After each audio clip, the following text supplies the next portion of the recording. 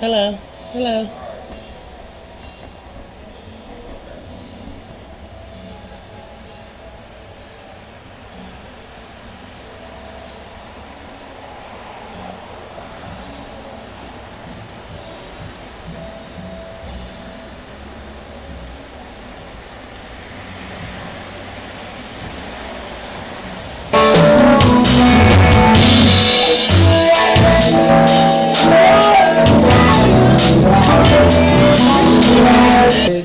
Down here for the.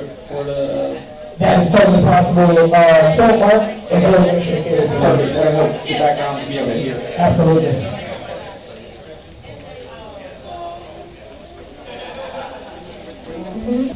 Basically, I'm just going to ask you for both your names and tell us about tonight's event.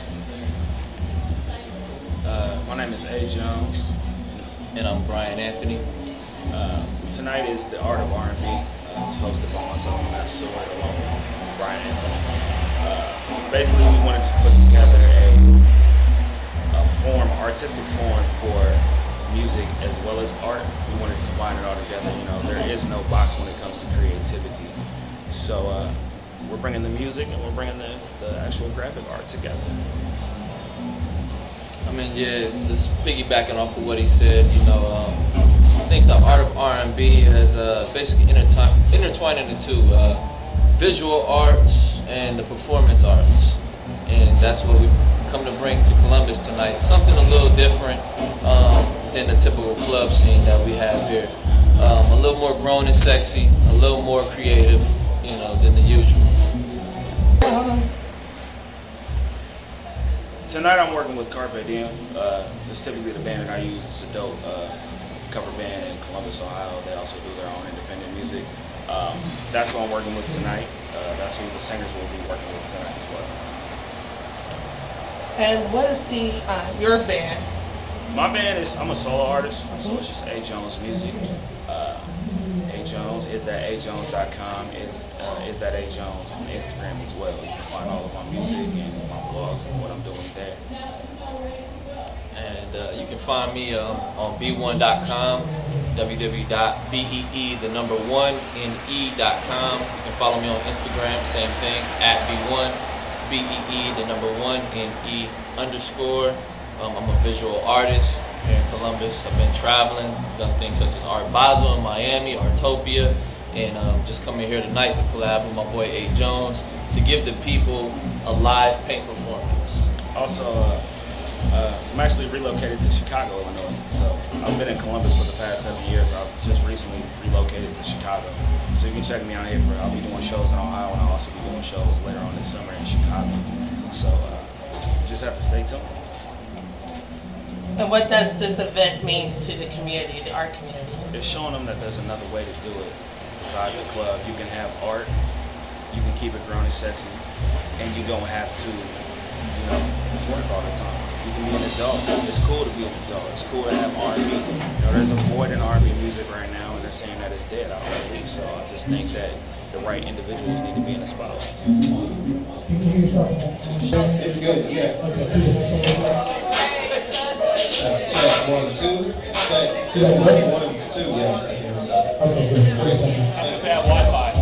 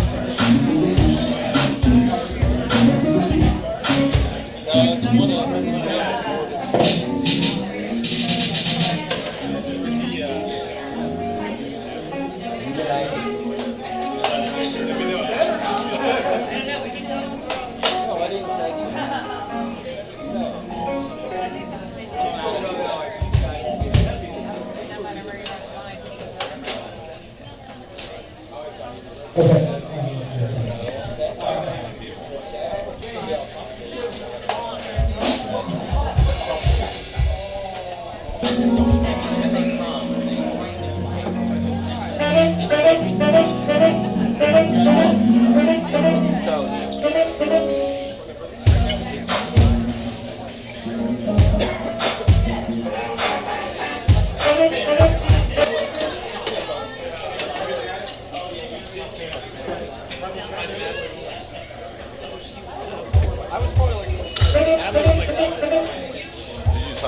job, could you give it a little guitar?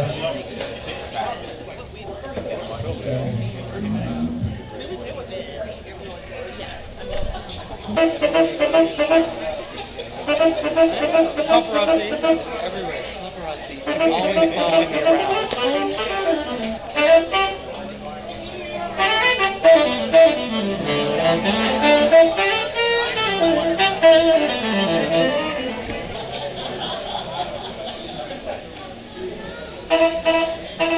Okay, would you play your other one for me? It's my business, right? Okay.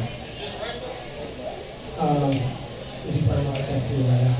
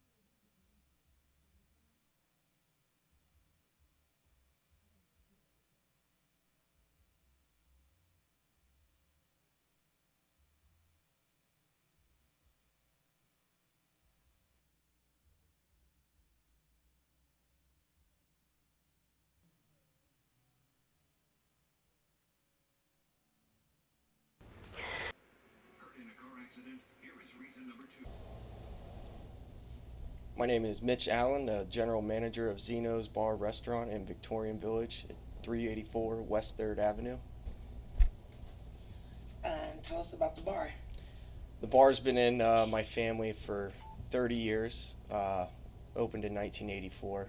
It was a bar before that and then a bakery before that.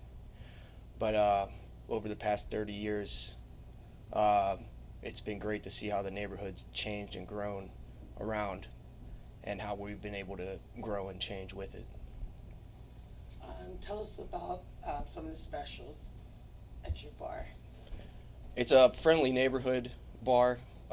People can come here after work and have a good time. We have great happy hour prices, great pizza and wings, good food and good company.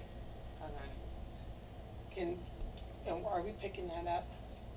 It's not reading that much from it. I don't think we are. We're Okay. picking up. I don't think it's blowing anything. Okay. Start over, Mitch. Can you do like Mondays we have pizza, that kind of thing, like a little rundown? Okay. Mondays we have half price pizza. Tuesdays we do a tall boy can special for $2. Wednesdays wine night and draft night, half off all wine, discounted draft beer, and $3 two conies for $3.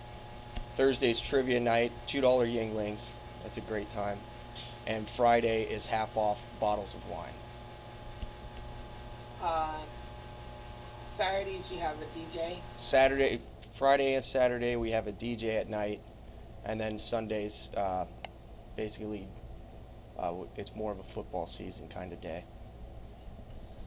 I understand you have a party area where we could, if you wanted to rent out space for parties. Yes, we do have a party room in the basement. It's $100 to rent out, fairly cheap. You get your own bartender, bathrooms, stereo, TV, everything you'd need, and to have a nice private party all to yourselves. Kitchen. When is the kitchen open? The kitchen during the week, Monday through Friday, is open for lunch from 11 to 2, and then opens back up at 5. Usually runs till midnight after that, but sometimes closes earlier in the week. On the weekends, we are open for food from 11 a.m. to midnight, and on Saturdays and Sundays, we have a brunch from 11 to 1.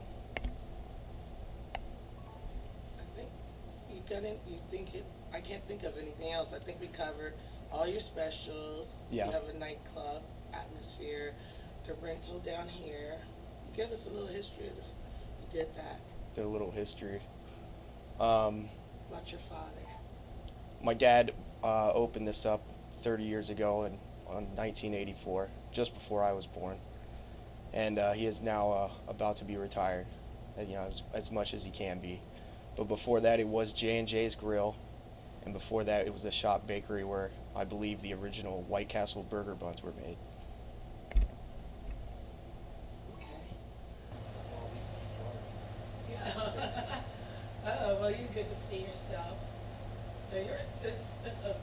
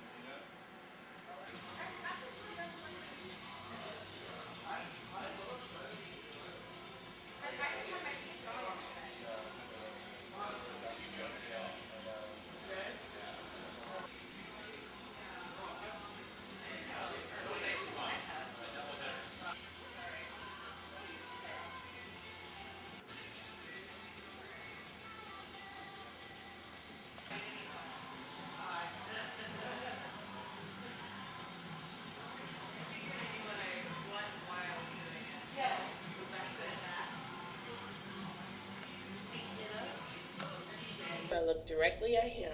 Hmm. And you're going to, first off, tell us your name and your name of your organization. My name is Leilani Lovell, and the organization is Live, Love, Learn, or L cubed. Okay, let's do it one more time, but loud. Oh, is it? All right. My name's Leilani Lovell, and the name of my organization is Live, Love, Learn. How did you start your organization? I traveled to Guatemala last year to work with a mission. I traveled with a class. It was a service through learning experience. So we worked with a mission, worked with the school that's there, the medical facilities that they all provide for the small rural town there. So it was really inspiring.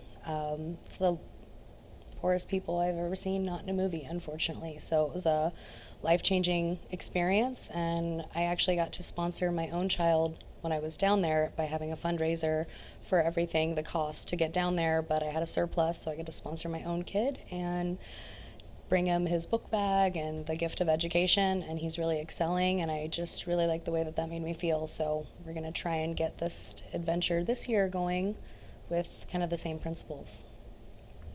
Okay. I'm going to re-ask that question. Oh, no. Tell me, how did you get started? Were you on a trip and something just popped in your head? We're trying to tell a story. I know, and I'm trying to not say 80 times. Oh, that's okay. We could cut things like that. Good. out. Just, all right. So I traveled to Guatemala last year with a class, worked with a mission down there and a school, and got to sponsor my own kids, see how they kind of do things down there, and came back with the idea to collaborate with their struggling artists. I'm a struggling glass artist here, and I thought maybe we could collaborate and pull together just as people and send the money back down to sponsor more education for more kids down there. What was the organization that you were with? I traveled down with Columbus Community College, a class with them, but they went through La Paz International. And when I returned, I wrote a grant proposal to them, and they gave me a little bit of funding to get this project off the ground. Okay. What exactly is the goal for you this year? This first year, before I return back in December, I have several fundraisers coming up to help with this, but I want to sponsor 5 children for 3 years of middle school. So that's my goal for this year before I go down in December, which is coming up shortly, but we can do it. We can do it. And with the money you raise, what will these the kids get sponsored? What items?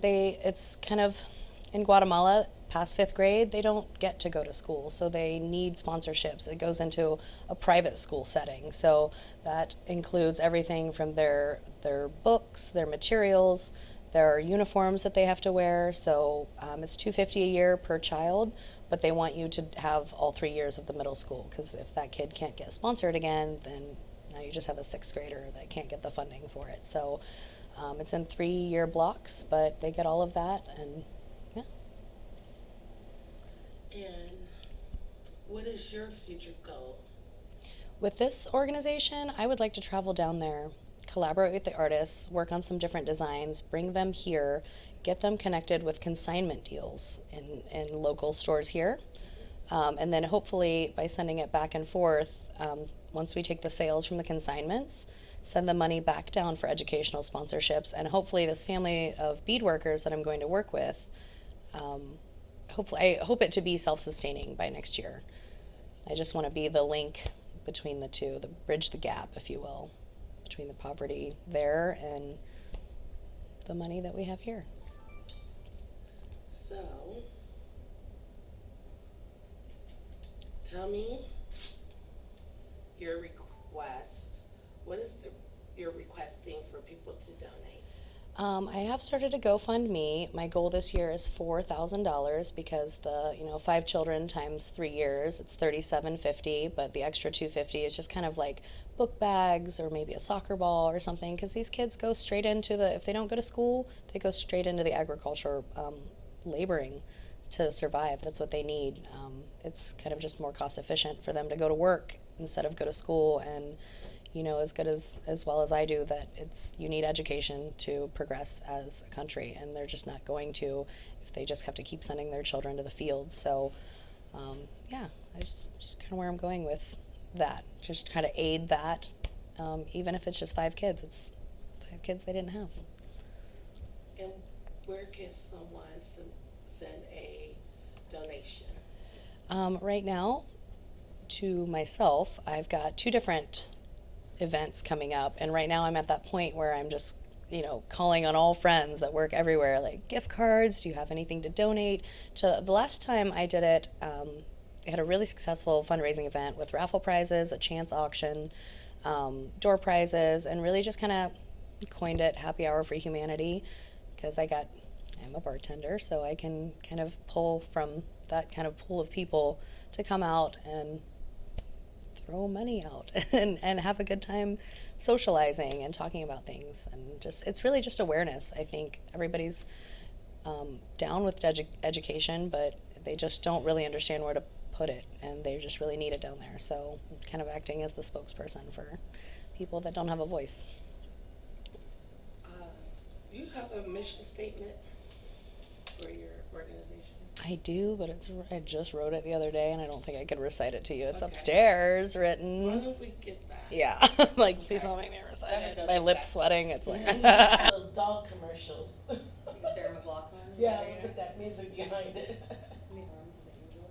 Okay. To provide educational sponsorships to children in developing nations. Stop. My name Ready, is. Betty? Oh. All right, Kayla, let's do it. All right. My name is Leilani Lovell. The organization that I'm trying to get off the ground is Live, Love, Learn, and the mission statement is as follows. It's to provide educational sponsorships to children in developing countries by forming small business cooperatives between local artists, as well as fundraising efforts here domestically.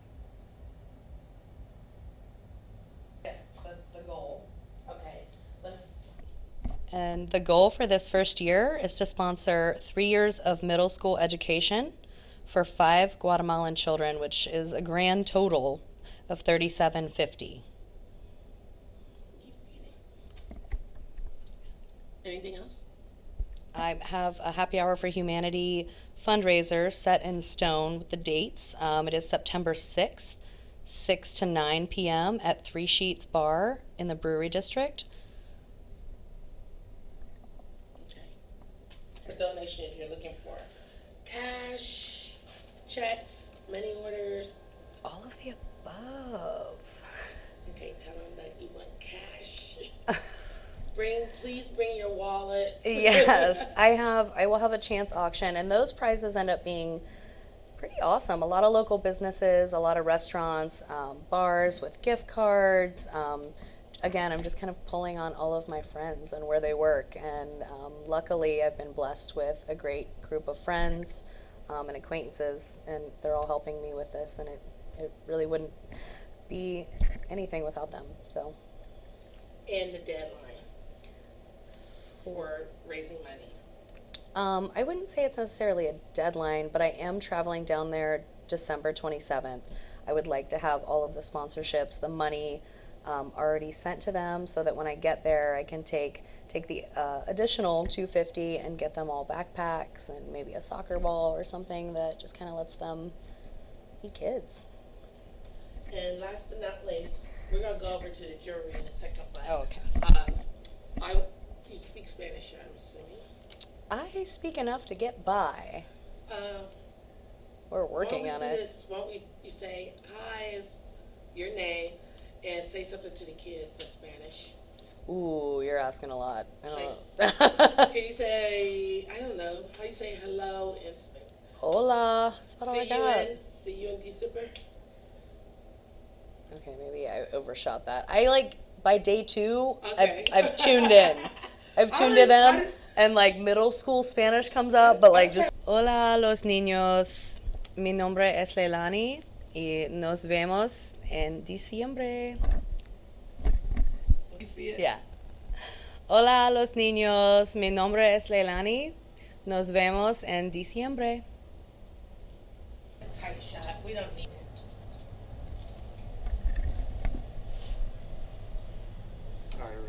Oh, okay. These are some of the designs that I've kind of were inspired when I was in Guatemala, just seeing some of the issues that they're dealing with down there. Fair trade is a big problem. A lot of them are day laborers. They get like 50 cents a day to do really hard work. And that's because we can get a can of Folgers for, $8. So the equality symbol is kind of representative of the fair trade. So, but I've changed out the colors to represent bright Guatemalan colors.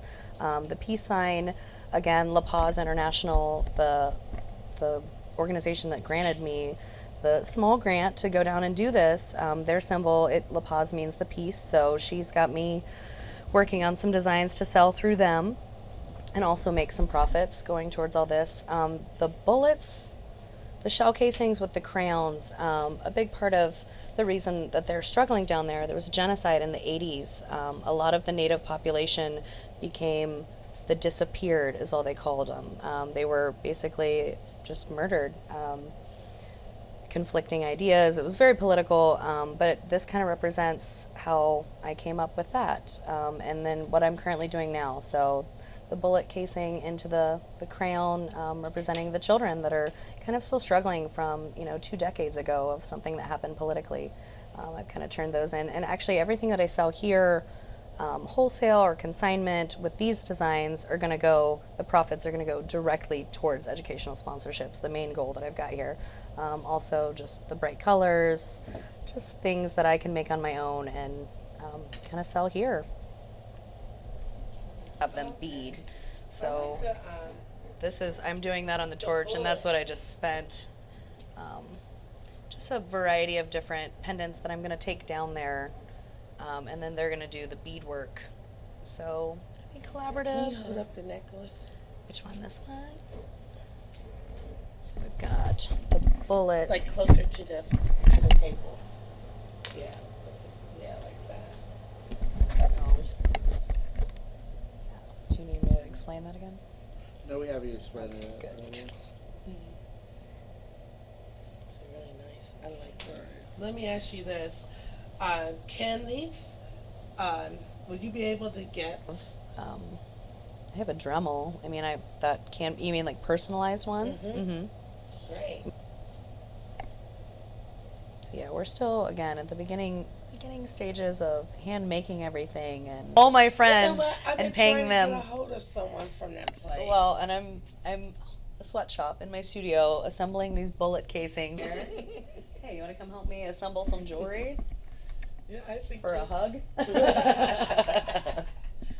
Good.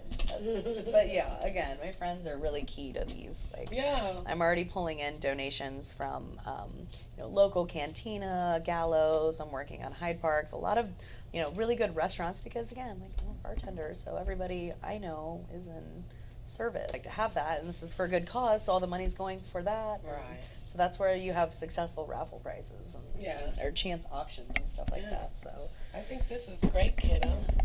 I like it. So I'm actually gonna change out of I got dressed up. Can you the tight? Yeah. Pull it up a little bit, show it to the camera. Pull it up. Yeah. So this is the beadwork that they specialize in, the local artists. So we're just gonna collaborate on like some of my glass pendants that I end up doing. When I get down there, we're gonna hammer in the specific designs, but you get the idea. Just